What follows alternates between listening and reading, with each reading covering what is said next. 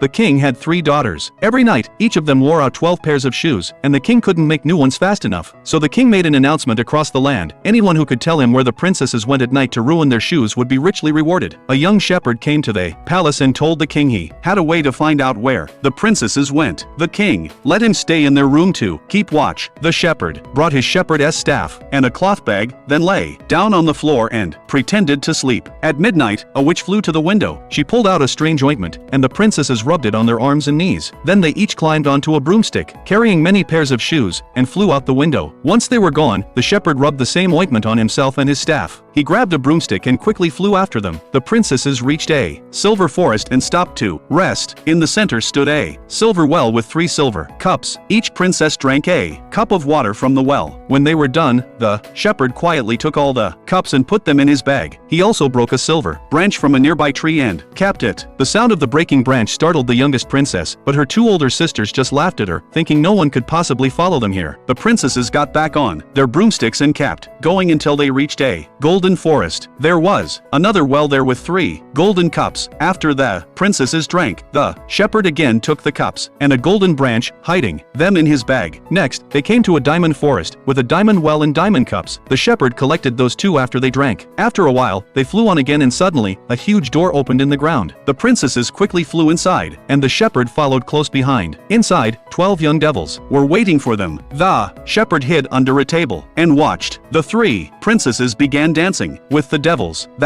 When the shepherd noticed the floor was covered in sharp blades. Now he understood why the shoes wore out so quickly. As soon as a pair of shoes was ruined, the princesses tossed them aside and put on new ones until all 12 pairs were gone. Then they sat down to eat. During the meal, one princess dropped a spoon and another dropped a fork. The shepherd, still under the table, grabbed them and put them in his bag. When the feast was over, the princesses flew home. But this time, the shepherd flew faster and reached their room first. By the time they arrived, he was lying on the floor pretending to sleep. The princesses thought he had been there all night. In the morning, the shepherd went to see the king and said he knew the truth. The king called the 3 princesses, and the shepherd told him about the silver, gold, and diamond forests, and about the dance with the devils. He showed the king all the items he had taken as proof. From then on, the king locked up the 2 older daughters each night, and gave the youngest in marriage to the shepherd. The princess's shoes never wore out again.